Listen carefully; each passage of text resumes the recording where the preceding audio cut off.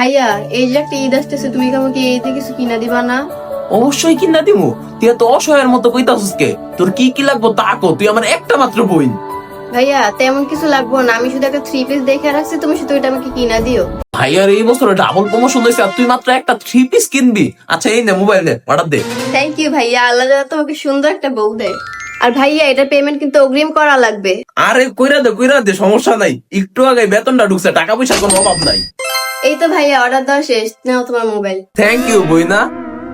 আচ্ছা এটাই কি তোর ড্রেসটা? হ্যাঁ ভাইয়া এইটাই। সুন্দরী তো আছে। আচ্ছা বইনে, এই যে ড্রেসের নিচে যে আমার বেতন লেখা, ওরা আমার স্যালারি কেমনে জানলো? ভাইয়া এটা স্যালারি না তো, এইটাই এই ড্রেসের দাম।